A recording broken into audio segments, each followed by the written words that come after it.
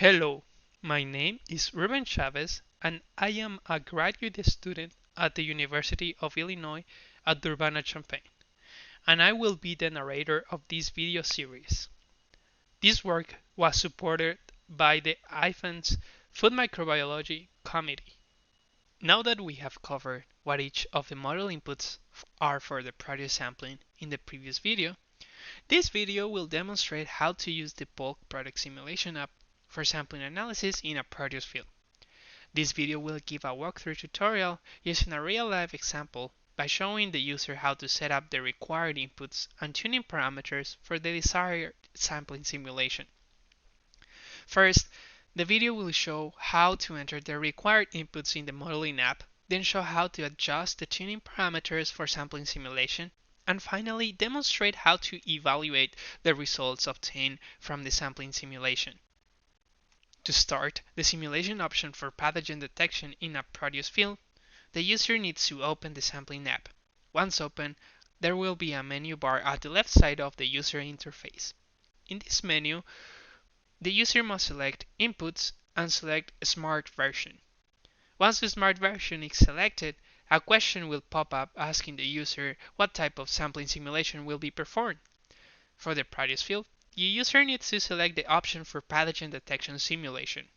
Once the produce in a field is selected, a questionnaire will expand and 13 questions will appear for model setup.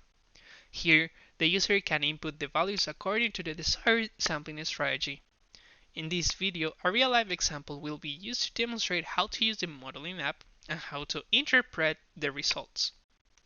The first two questions are the dimensions of the field and geometry of hazards. For this example, we will have a 1-acre field from a spinach farm.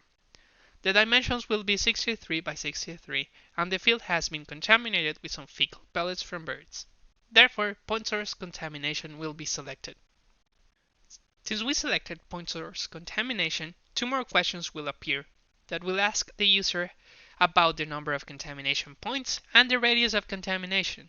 For this example, we're going to assume that we have 2 points of contamination in our field with a 2-meter radius.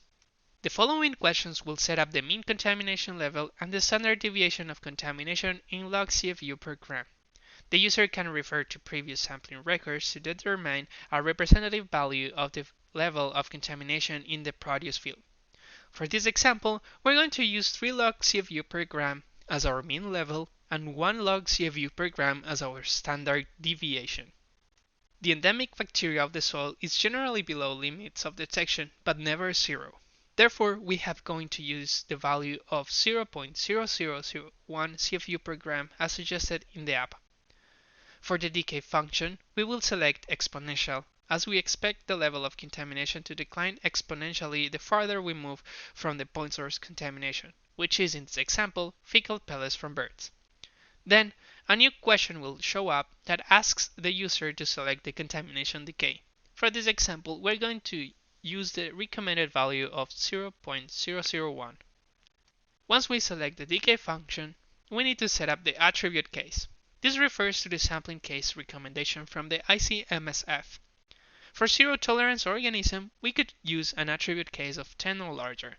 For this example, we will assume that a pathogen can cause severe illness and is present in the produce field. Therefore, we will select the attribute case of 15. The next question is the number of samples that will be implemented in the intended sampling strategy. For this example, we will use the recommended number of samples from the attribute case, which are 60 samples.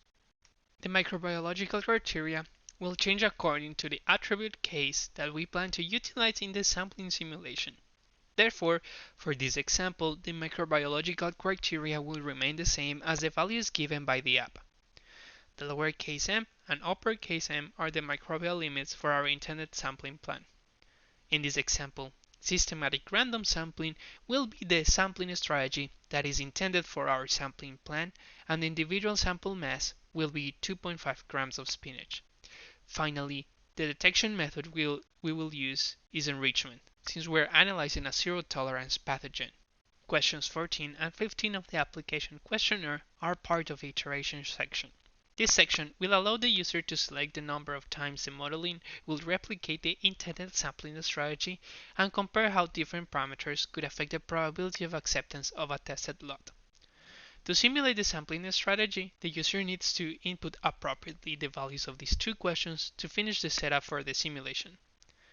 The first question for the iteration section is the number of iterations for the simulation. In other words, it is the number of times the model will be simulated to obtain the probability of pathogen detection. For question 14, a higher value of 100 iterations will allow the modeling application to recreate and test the sampling strategy further and obtain a robust analysis of the probability of detection. For rapid analysis of the sampling strategy, the user can select the value of 25 as the iteration number.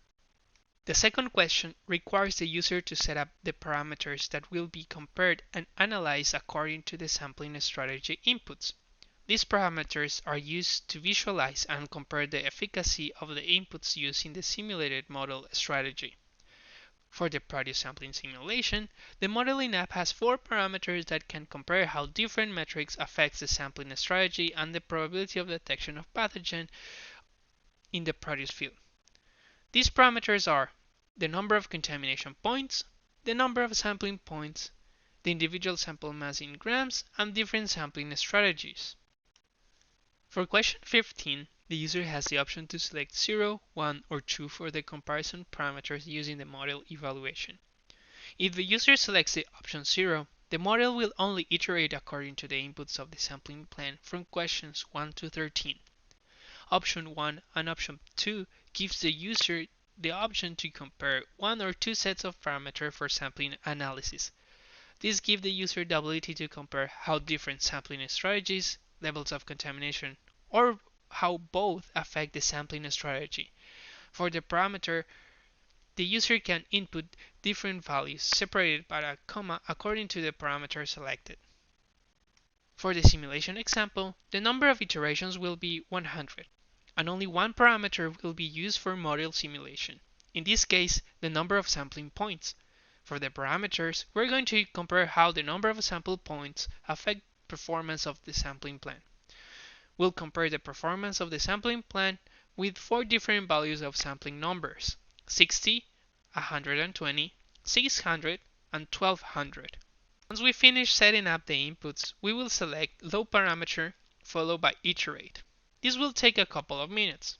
The time will vary depending on the tuning parameters of the modeling app.